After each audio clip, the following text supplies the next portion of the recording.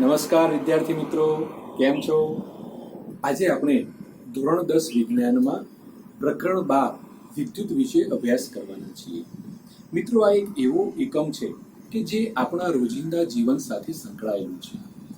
તમે જુઓ, જો ઘરમાં એકાદ દિવસ કે એકાદ કલાક વીજળીનો પુરવઠો ખોરવાઈ જાય તો આપણી શું હાલત થાય છે? આપણે બેબાકડા બની જઈએ છીએ. આપણા ઘરોમાં ચાલતા મોટા ભાગના તમામ ઉપકરણો આજકાલ વિદ્યુત ઉપર જ ચાલતા હોય છે. તો આ વિદ્યુતનું એટલું બધું મહત્વ છે કે એના વગર આપણને જરાય ચાલતું નથી. ટૂંકમાં આજના સમય માટેની એક અનિવાર્યતા વિદ્યુત બની ગયેલું છે. મિત્રો, વિદ્યુત એ ઉર્જાનું જ એક સ્વરૂપ છે. આપણે ધોરણ 9માં શીખ્યા હતા, યાદ કરો. ઉર્જાના વિવિધ સ્વરૂપો. ઉર્જા એટલે કાર્ય કરવાની ક્ષમતા. આ ઉર્જાને આપણે ગતિ ઉર્જા, સ્થિતિ ઉર્જા, પ્રકાશ ઉર્જા, યાંત્રિક ઉર્જા આવા જુદા જુદા નામે ઓળખીએ છીએ. એ પૈકીની જ એક આ ઉર્જા છે વિદ્યુત ઉર્જા. હવે આ વિદ્યુત ઉર્જા કેવી રીતે ઉત્પન્ન થાય છે એના મૂળમાં આપણે આ પ્રકરણમાં સમજવા માંગીએ છીએ. તો એ સમજતા પહેલા આપણે એક બીજા જ પ્રકારના પ્રવાહોની વાત કરીએ. દાખલા તરીકે, જ્યારે કોઈ હવા છે એ ગતિશીલ બને છે ત્યારે શું થાય છે? હવા જ્યારે ગતિશીલ બને છે ત્યારે પવનો ઉત્પન્ન થાય છે. એવી જ રીતે ગતિશીલ પાણીથી આપણને પાણીનો પ્રવાહ મળે છે. બસ મિત્રો, એ જ પ્રકારે ગતિશીલ વિદ્યુત ભારથી વિદ્યુતનો પ્રવાહ મળે છે. ગતિશીલ વિદ્યુત ભાર. હવે આપણા માટે આ એક શબ્દ નવો આવ્યો કે આ વિદ્યુત ભાર શું છે? આ વિદ્યુત ભાર ક્યાંથી આવે છે એ સમજવા માટે આપણે પરમાણુના બંધારણ વિશેની માહિતી મેળવવી પડશે. આપણે ધોરણ 9ની અંદર રુથરફોર્ડનો પરમાણુ નમૂનો, નીલ્સ બોરનો પરમાણુ નમૂનો, આ બધા પરમાણુ નમૂના જોયા હતા અને એમાં પરમાણુની રચના કેવી હોય છે એ સમજ્યા હતા. તો ચાલો એકવાર ટૂંકમાં એને આપણે સમજી લઈએ. પરમાણુને આપણે ગોળાકાર સ્વરૂપે વિચારીએ છીએ. એક પરમાણુ ગોળા સ્વરૂપે છે અને આ પરમાણુના કેન્દ્રમાં જે ભાગ આવેલો છે, મધ્યમાં જે ભાગ આવેલો છે તેને આપણે પરમાણુ કેન્દ્ર તરીકે ઓળખીએ છીએ. પરમાણુ કેન્દ્ર. આ પરમાણુની અંદર જુદા જુદા 3 પ્રકારના અવપરમાણવીય કણો આવેલા છે. એ 3 કણો વિશે આપણે માહિતી મેળવીએ. સૌથી પહેલું, આ પરમાણુની અંદર કેન્દ્રની બહાર અહીંયા જુદી જુદી કક્ષાઓમાં ઇલેક્ટ્રોન આવેલા છે. તો સૌથી પહેલો કણ છે ઇલેક્ટ્રોન.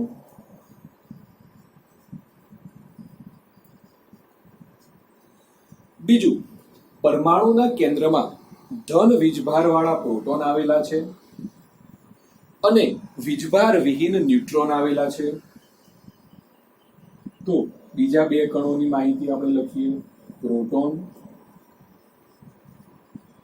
અને ન્યુટ્રોન. આ 3 કણોની શોધના ઇતિહાસ વિશે આપણે જાણીએ છીએ. સૌથી પહેલા પ્રોટોનની શોધ થયેલી, ત્યારબાદ ઇલેક્ટ્રોનની શોધ થયેલી અને છેલ્લે ન્યુટ્રોનની શોધ થયેલી. હવે આ પ્રોટોન અને ઇલેક્ટ્રોન વિશે આપણે થોડા વધારે અહીંયા ઊંડા ઉતરીએ. ઇલેક્ટ્રોન જે છે એ ઇલેક્ટ્રોન એ ઋણ વીજભારિત કણ છે.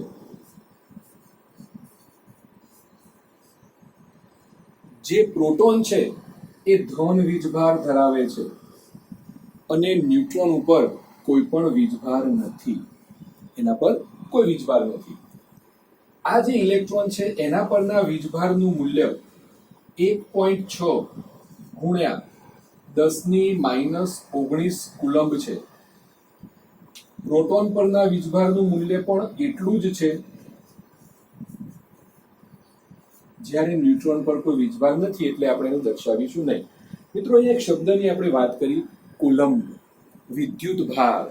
તો આ વિદ્યુત ભાર વિશે આપણે સમજવા માંગીએ છીએ. વિદ્યુત ભાર છે શું? જેવી રીતે કોઈ પણ પદાર્થ હોય, એ પદાર્થ દળ અને કદ ધરાવે છે, એ એની લાક્ષણિકતા છે, એનો મૂળભૂત ગુણધર્મ છે.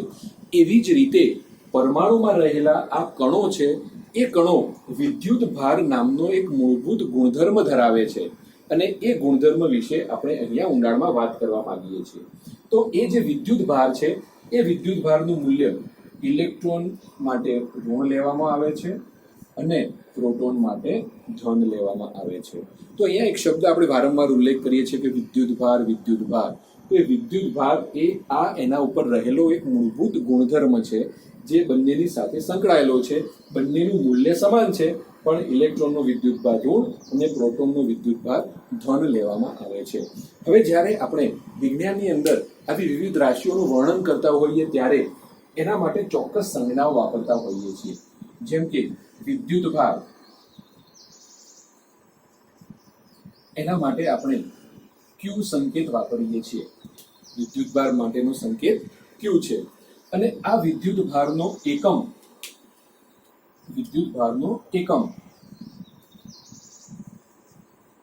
સી એટલે કે કુલમ્બ. મહાન વૈજ્ઞાનિક કુલમ્બની યાદમાં એને આપણે કુલમ્બ તરીકે ઓળખીએ છીએ. હવે આ વિદ્યુતભાર આપણને અહીંયા વિદ્યુત પ્રવાહ મેળવવા માટે કેવી રીતે ઉપયોગી છે એના વિશે આપણે થોડું સમજવા માંગીએ છીએ.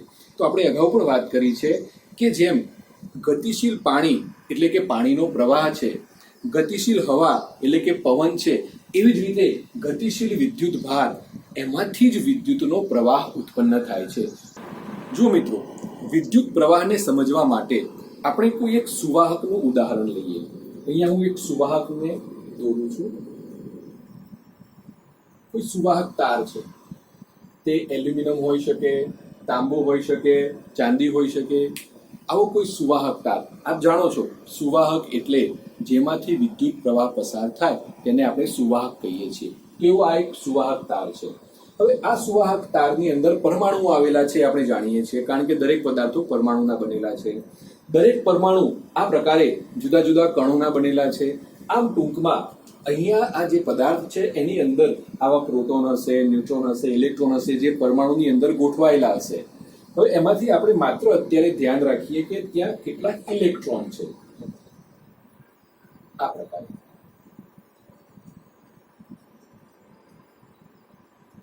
અને આ સુવાહક છે, વાહક અથવા એને આપણે સુવાહક કહીશું. આ સુવાહકનો આડછેદ છે. એના માટે શબ્દ આપણે વાપરીએ છીએ આડછેદ. આડો છેદ એક સપાટી છે, આખો સપાટીય વિસ્તાર છે. હવે જ્યારે વિદ્યુતભાર વહન પામે છે તો ઇલેક્ટ્રોન વહન પામે છે એમ આપણે સમજીશું, કારણ કે વિદ્યુતભાર એકલા હોતા નથી. વિદ્યુતભાર કોની સાથે સંકળાયેલા છે? ઇલેક્ટ્રોન સાથે સંકળાયેલા છે અથવા તો પ્રોટોન સાથે સંકળાયેલા છે. તો આવી રીતે વિદ્યુતભારનું વહન થાય છે અને એ વહનના કારણે અહીંયાથી એ વિદ્યુતભારનું વહન એક પ્રવાહ ઉત્પન્ન કરે છે. તો આપણે કલ્પના કરીએ કે ધારો કે અહીંયાથી આવી રીતે વિદ્યુતભારનો જથ્થો વહન પામે છે. અહીંયાથી વિદ્યુતભારનો જથ્થો વહન પામે છે. આ વિદ્યુતભારના જથ્થાના વહનનો દર એટલે કે ચોક્કસ સમયમાં કેટલો જથ્થો વહન પામે છે એ આપણા માટે અહીંયા જાણવું જરૂરી છે. તો આમ એકમ સમયમાં સુવાહકના આડછેદમાંથી વહેતો વિદ્યુતભારનો જથ્થો એટલે કે આપણે એને આ પ્રમાણે લખી શકીએ, વિદ્યુતભાર ભાગ્યા સમય. આ ગુણોત્તરને વિદ્યુત પ્રવાહ તરીકે ઓળખવામાં આવે છે. આમ વિદ્યુત પ્રવાહ એટલે વિદ્યુતભાર ભાગ્યા સમય. મિત્રો, વિદ્યુત પ્રવાહ માટે આપણે આઈ સંકેત વાપરીએ છીએ, માટે એના માટે સિમ્બોલ લખીશું કેપિટલ આઈ. વિદ્યુતભાર માટે આપણે ક્યુ સંકેત વાપરીએ છીએ અને સમય માટે આપણે ટી સંકેત વાપરીએ છીએ. મિત્રો, જેવી રીતે વિદ્યુતભારને દર્શાવવા માટે આપણે કુલમ્બ એકમ વાપર્યો હતો, એવી રીતે વિદ્યુત પ્રવાહને દર્શાવવા માટે એમ્પિયર એકમ વપરાય છે. એમ્પિયર એકમ. આમ એમ્પિયર એકમ કેવી રીતે મળે? તો આ બંને રાશિઓના એકમ પરથી આપણને તે મળશે. તો વિદ્યુતભારનો એકમ કુલમ્બ છે, માટે સી લખીશું. સમયનો એકમ સેકન્ડ છે, માટે એસ લખીશું. આમ જો કોઈ સુવાહકના આડછેદમાંથી 1 સેકન્ડમાં 1 કુલમ્બ વિદ્યુતભારનો જથ્થો પસાર થતો હોય તો તે પ્રવાહ 1 એમ્પિયર છે એમ કહેવાય. ફરીથી 1 સેકન્ડમાં એક કુલમ વિદ્યુત ભારનો જથ્થો પસાર થાય તો 1 એમ્પિયર કહેવાય. એટલે આ સુવાહક છે, આ એનો આડછેદ છે. આ જગ્યાએથી 1 સેકન્ડમાં, કેટલા સમયમાં? 1 સેકન્ડમાં કેટલો જથ્થો? 1 કુલંબ. અહીંયાથી 1 કુલંબ વિદ્યુત ભારનો જથ્થો પસાર થાય ત્યારે એ જે પ્રવાહ છે એ પ્રવાહને આપણે 1 એમ્પિયર તરીકે ઓળખીએ છીએ. હવે બીજો પ્રશ્ન ઊભો થાય મિત્રો કે 1 કુલંબ જથ્થો એટલે કેટલો જથ્થો? કેટલા કણો આમાંથી લઈએ ત્યારે આપણને 1 કુલંબ મળે? તો આપણે જુઓ મિત્રો, અહીંયા સાદી ગણતરી એક માંડીશું કે ઇલેક્ટ્રોનનું ઉદાહરણ લઈએ કે 1.6 ગુણ્યા 10 ની -19 કુલંબ વિદ્યુત ભાર 1 ઇલેક્ટ્રોનનો છે. 1 ઇલેક્ટ્રોનનો વિદ્યુત ભાર આટલો છે. એટલે કે આટલા કુલંબ વિદ્યુત ભાર જો 1 ઇલેક્ટ્રોનનો હોય તો 1 કુલંબ વિદ્યુત ભાર માટે કેટલા ઇલેક્ટ્રોનની જરૂર પડે? તો આપણે એવી ત્રિરાશિ માંડીએ અહીંયા કે જો 1.6 ગુણ્યા 10 ની -19 કુલંબ વિદ્યુત ભાર એ 1 ઇલેક્ટ્રોનને સમતુલ્ય છે, તો પછી 1 કુલંબ વિદ્યુત ભાર કેટલા ઇલેક્ટ્રોનને સમતુલ્ય થાય? હવે આની ગણતરી કરી અને આપણે જવાબ મેળવીએ તો આપણને અહીંયા ઇલેક્ટ્રોનની સંખ્યા મળશે. ઇલેક્ટ્રોનની સંખ્યા બરાબર 1 ગુણ્યા 1 છેદમાં 1.6 ગુણ્યા 10 ની -19 ઘાત. હવે આનું સાદું રૂપ આપીએ મિત્રો. જુઓ, આમ તો હું તમને કહી શકું છું કે આની કિંમત 6.25 ગુણ્યા 10 ની 18 ઘાત છે. પાઠ્યપુસ્તકમાં પણ તમને 6 ગુણ્યા 10 ની 18 ઘાત આપેલી છે, એટલે તમે એને ગોખી દેશો. પરંતુ આપણે એને સમજવાનું છે કે આના પરથી આ કિંમત કેવી રીતે આવી, એની ગણતરી કેવી રીતે થાય છે એ આપણે સમજીએ મિત્રો. તો જુઓ, અહીંયા ઘાતાંકના નિયમનો આપણે ઉપયોગ કરીશું તો એની ગણતરી આ રીતે થશે. ઉપર 1 છે અને આ 1.6, તેમાંથી દશાંશ 16/10 તરીકે આપણે એને લખી શકીએ. તો એની ગણતરીમાં આપણે આગળ વધીએ તો 1 છેદમાં 1.6 એટલે 16/10, અને આ છેદમાં જે 10 છે એને આપણે ઉપર લખીએ છીએ એટલે 1 ગુણ્યા 10. 10 ની -19 ઘાત છે, ઘાતાંકના નિયમ પ્રમાણે એને આપણે ઉપર લઈ જઈએ તો 10 ની +19 ઘાત થઈ જાય. તો આવી રીતે આપણને કિંમત મળી. હવે તમે જુઓ, આ 10 ની 1 ઘાત છે અને આ 10 ની 19 ઘાત છે. આ 19 ઘાતમાંથી 1 ઘાત હું અહીંયા લઈ દઉં તો 10 ની 2 ઘાત એટલે કે 100 થઈ જશે, અને અહીંયા 1 ઘાત ઓછી થઈ જશે, 10 ની 18 ઘાત થઈ જશે, અને છેદમાં 16 થશે. હવે મારે 100/16 કરવાના છે. આ એક સાદો ભાગાકાર છે. 100/16 કરીશું એટલે આનો જવાબ આપણને મળશે 6.25 ગુણ્યા 10 ની 18 ઘાત. આમ કેટલા ઇલેક્ટ્રોન મળશે મિત્રો? 6.25 ગુણ્યા 10 ની 18 ઘાત. તો 1 કુલમ વિદ્યુત ભાર થવા માટે આ ઇલેક્ટ્રોનની સંખ્યા છે. 1 કુલમ વિદ્યુત ભાર થવા માટે આટલા ઇલેક્ટ્રોન મળે. તો હવે ફરીથી અહીંયા સમજો, 1 સેકન્ડમાં 1 કુલમ વિદ્યુત ભાર એટલે કે 1 સેકન્ડમાં 1 કુલમ વિદ્યુત ભાર એટલે કે આટલા ઇલેક્ટ્રોન અહીંયાથી પસાર થતા હશે. ટૂંકમાં આડછેદમાંથી 1 સેકન્ડમાં 1 કુલમ જેટલા એટલે કે 6.25 ગુણ્યા 10 ની 18 ઘાત જેટલા ઇલેક્ટ્રોન અહીંયાથી પસાર થાય ત્યારે 1 એમ્પિયર વિદ્યુત પ્રવાહ પસાર થયો છે એવું આપણે કહી શકીએ. આમ આપણને 1 એમ્પિયર વિદ્યુત પ્રવાહની વ્યાખ્યા મળી. શાની વ્યાખ્યા મળી? 1 એમ્પિયર વિદ્યુત પ્રવાહની વ્યાખ્યા મળી. હવે વિદ્યુત પ્રવાહનું માપન કરવું છે તો આપણે એને કેવી રીતે કરીશું? તો વિદ્યુત પ્રવાહનું માપન કરવા માટે એમીટર નામનું ઉપકરણ વપરાય છે. એમીટર. આ એમીટરને વિદ્યુત પરિપથમાં શ્રેણીમાં જોડવામાં આવે છે. હવે શ્રેણી જોડાણ શું છે એના વિશે આપણે પછીથી વાત કરવાના છીએ, પરંતુ હાલ તમે એને ધ્યાન રાખી લો, એને આપણે શ્રેણીમાં જોડાણ કરીએ છીએ. હવે વ્યવહારમાં જે એમ્પિયર વિદ્યુત પ્રવાહ આપણે વાપર્યો એના કેટલાક નાના એકમો પણ છે, કારણ કે કેટલાક ઉપકરણો છે, મોબાઈલ ફોન છે, એ બધાની અંદર ઓછો વિદ્યુત પ્રવાહ વહેતો હોય છે. તો એના માટેના કેટલાક નાના એકમો છે. તો એ નાના એકમોની આપણે વાત કરીએ મિત્રો, તો એ 2 એકમો છે. એક મિલી એમ્પિયર,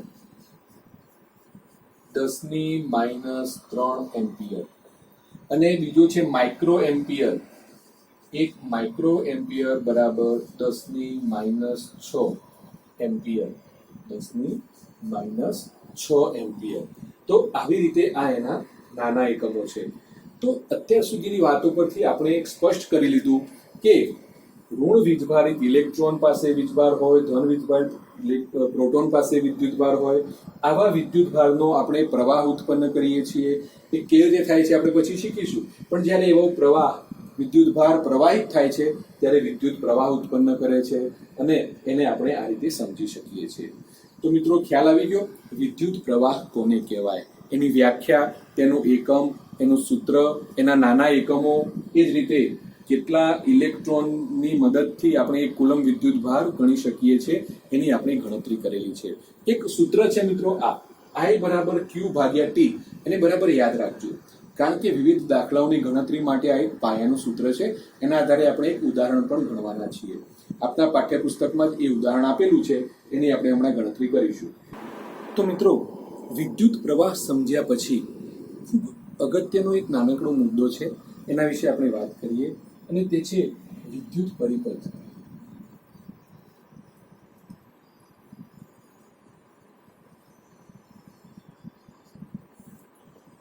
અંગ્રેજીમાં તેને આપણે ઇલેક્ટ્રિક સર્કિટ કહીએ છીએ. હવે વિદ્યુત પરિપથ શું છે? તો જ્યારે કોઈ વિદ્યુત ઘટકોને એકબીજા સાથે જોડીએ અને એની એક ચિત્રાત્મક રજૂઆત બનાવીએ એને આપણે વિદ્યુત પરિપથ કહીએ છીએ. તો આમ વિદ્યુત પરિપથ એટલે વિદ્યુત ઘટકોનું ના જોડાણની ચિત્રાત્મક રજૂઆત અથવા સંજ્ઞાત્મક રજૂઆત, એને આપણે વિદ્યુત પરિપથ કહી શકીએ. એક સાદો વિદ્યુત પરિપથ આપણે અહીંયા દોરીએ જેથી આપણને ખ્યાલ આવે. ઘટકોને દોરું છું, એ ઘટકો શું છે એના વિશે આપણે માહિતી મેળવીએ. આ ચોક્કસ સંજ્ઞાઓ નક્કી કરેલી છે અને જ્યારે જ્યારે આ સંજ્ઞાઓ વાપરવાની થાય ત્યારે આપણે એ સંજ્ઞાઓને વાપરી અને આવી રીતે વિદ્યુત પરિપથ જે છે એ પૂર્ણ કરીશું, દોરીશું.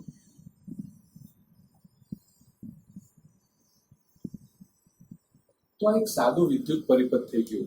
આપણે જુદા જુદા ઘટકોને જોયા, એ ઘટકોની આપણે ઓળખ કરીએ, કયા ઘટકને શું કહેવાય. પહેલું તો સૌથી આ જે લાઈન દોરી છે, લીટી દોરેલી છે, એ સુવાહક તાર છે. શું છે મિત્રો? સુવાહક તાર. કોઈ બી સુવાહક તાર તે હોઈ શકે છે. અહીંયા એક ઘટક જોડેલો છે, એ ઘટક છે વિદ્યુત બલ્બ. વિદ્યુત બલ્બ એની સાથે અહીંયા મેં એક વર્તુળ દોર્યું છે.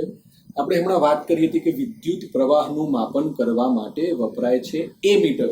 તો આ છે એ મીટર, અંદર અહીંયા એ લખવામાં આવે છે, જે વિદ્યુત પ્રવાહનું માપન કરે છે. પરિપથમાંથી કેટલો પ્રવાહ વહે છે એ એના દ્વારા જાણવા મળે છે. અહીંયા સ્વિચ બતાવેલી છે, જેને શુદ્ધ ગુજરાતીમાં કળ તરીકે પણ ઓળખવામાં આવે છે, અને તેની બાજુમાં વિદ્યુત કોષ બતાવેલો છે, જેને આપણે સાદી ભાષામાં બેટરી અથવા તો પાવર તરીકે ઓળખીએ છીએ. ટોર્ચમાં આપણે જે સેલ વાપરીએ છીએ, ઘડિયાળમાં જે સેલ લગાડીએ છીએ, તે બધા જ એક પ્રકારની બેટરી છે, વિદ્યુત કોષ છે, સૂકો કોષ આપણે કહીએ છીએ તે છે. તો એનું અહીંયા જોડાણ બતાવેલું છે. તો આવી રીતે આ જુદા જુદા વિદ્યુત ઘટકોને આપણે અહીંયા ચિત્રાત્મક રીતે એકબીજા સાથે જોડીને બતાવે અને વિદ્યુત પરિપથ કહેવામાં આવે છે. હવે જો અત્યારે સ્વિચ ઉપર ધ્યાન આપો. અહીંયા સ્વિચ જે છે એ સ્વિચની વચ્ચેની જગ્યા ખાલી છે. આનો અર્થ એવો થાય કે આ સ્વિચ ખુલ્લી છે, એમાંથી પરિપથમાંથી પ્રવાહ વહેતો નથી. આપણે એને કહીએ છીએ કે સ્વિચ બંધ છે. આપણા વ્યવહારની ભાષામાં દાખલા તરીકે તમારે બલ્બ કે કોઈ પંખો ચાલુ કરવો છે, તમે શું કહેશો? સ્વિચ ચાલુ કરી, અથવા સ્વિચ બંધ કરી એટલે બંધ કર્યું. પરંતુ અહીંયા આપણે એવો શબ્દ વાપરીશું, આ સ્વિચ ખુલ્લી છે. ખુલ્લી છે મતલબ કે અહીંયાથી પ્રવાહ વહેતો નથી. હવે સ્વિચ બંધ કરી એટલે કે અહીંયા એ સ્વિચને આપણે આ રીતે બતાડીશું, વચ્ચે ટપકું કરીશું. એનો અર્થ એવો થાય છે કે આપણે સ્વિચને ચાલુ કરી છે અને અહીંયાથી પ્રવાહ હવે વહેશે. તો પ્રવાહ વહેશે એ આપણે દિશા અહીંયા સુવાહક તાર ઉપર દર્શાવીશું. તો પ્રવાહની દિશા આ પ્રકારે લેવામાં આવે છે. આ રૈવાજિક પ્રવાહ છે અને આ રીતે અહીંયા થઈ ને પ્રવાહ અહીંયા સુધી આવે અને આખો એનો પરિપથ પૂર્ણ થયો એમ કહેવાય. તો આ જે દિશા આપણે બતાવી કે વિદ્યુત પ્રવાહની દિશા એ રૈવાજિક દિશા છે. હવે એને રૈવાજિક દિશા કેમ કહેવામાં આવે છે અને ખરેખર વિદ્યુત પ્રવાહની દિશા કઈ છે એ બે બાબતો જાણવી જરૂરી છે મિત્રો. જુઓ, જ્યારે વિદ્યુત વિશેના સંશોધનો થતા હતા એ વખતે જાણકારી એવી હતી કે વિદ્યુત પ્રવાહના વહન માટે ધન વીજભારવાળા પ્રોટોન જવાબદાર છે.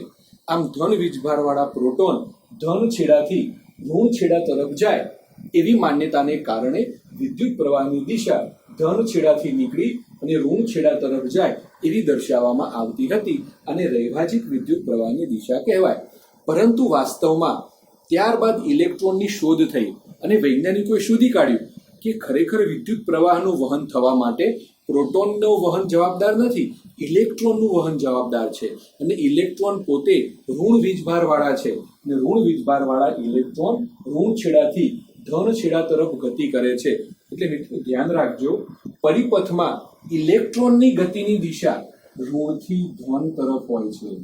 આ ઇલેક્ટ્રોનની ગતિ બતાવે છે ઋણ છેડા તરફથી આ પ્રકારે એ આગળ વધે છે અને ધન છેડા તરફ જાય છે. પરંતુ વિદ્યુત પ્રવાહની દિશા આપણે હંમેશા ધનથી ઋણ તરફ લઈએ છીએ. આ બે બાબતોમાં સ્પષ્ટતા રાખજો. વિદ્યુત પ્રવાહની દિશા ધનથી ઋણ લેવાય, પરંતુ ઇલેક્ટ્રોનની દિશા ઋણથી ધન તરફ હોય છે. તો આવી રીતે રૈવાજિક વિદ્યુત પ્રવાહની દિશા અત્યારે પણ આપણે એને વાપરીએ છીએ, કારણ કે એ પ્રકારનો એક રિવાજ થઈ ગયો હતો અને એને આજ સુધી બદલવામાં આવ્યું નથી. કારણ કે દરેક પ્રકારના વર્ણનમાં, પાઠ્યપુસ્તકોમાં, સંશોધનમાં બધે જ આ પ્રકારનો ઉલ્લેખ કરેલો હોય એ બધું જ પાછું ફરીથી લખવાનું થાય, ફરીથી સમજવાનું થાય. એટલા માટે અત્યારે એને એ જ પ્રથા આપણે જાળવી રાખી છે, એ જ રિવાજ આપણે જાળવી રાખેલો છે. જો મિત્રો, આપના પાઠ્યપુસ્તકમાં એક ઉદાહરણ છે 12.1.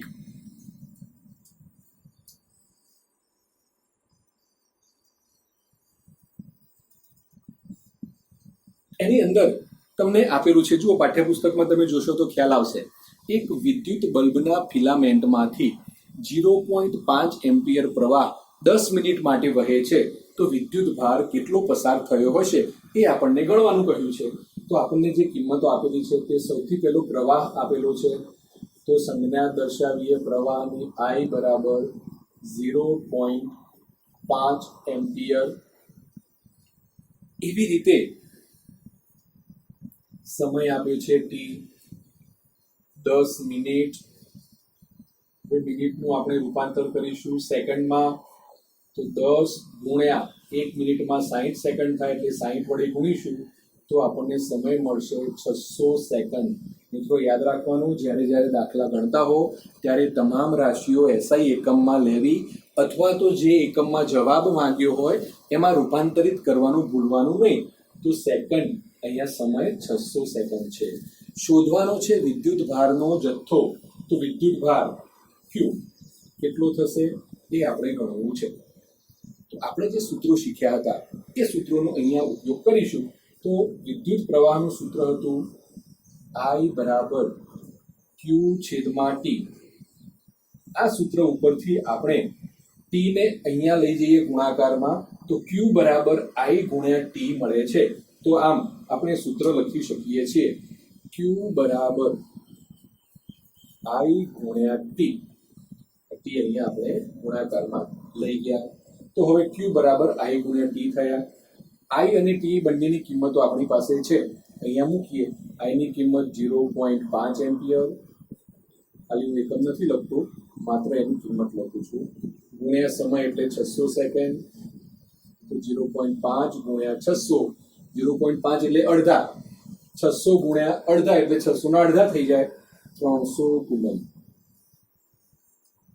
વિદ્યુત ભાર કેટલો વહેશે? 300 કુલમ જેટલો વિદ્યુત ભાર અહીંથી વહેતો હોય છે. તો મિત્રો આ રીતે તમે આવી ગણતરી, ટૂંકી ગણતરી એક ગુણના પ્રશ્નોમાં, MCQની અંદર દરેક જગ્યાએ ગણી શકો છો. તો મિત્રો આપણે વિદ્યુત ભાર કોને કહેવાય, વિદ્યુત પ્રવાહ શું છે, વિદ્યુતનો પ્રવાહ કેવી રીતે ઉત્પન્ન થાય છે, વિદ્યુત પરિપથમાં ઘટકોને કેવી રીતે દર્શાવવા અને એને સંલગ્ન કેટલાક ઉદાહરણો પણ શીખ્યા. મારી તમને વિનંતી છે કે આ તમામ વસ્તુઓ આપના પાઠ્યપુસ્તકને આધારે આપ તૈયાર કરી લો અને આ વિડીયો જો આપને ગમ્યો હોય તો લાઈક, સબસ્ક્રાઇબ અને શેર કરવાનું ભૂલશો નહીં, જેથી મને પ્રોત્સાહન મળે અને આવા બીજા કેટલાક વિડીયો હું આપની સમક્ષ રજૂ કરી શકું. આગળનો ભાગ જોવા માટે આપણે ફરીથી બીજા એપિસોડમાં મળીશું. આવજો.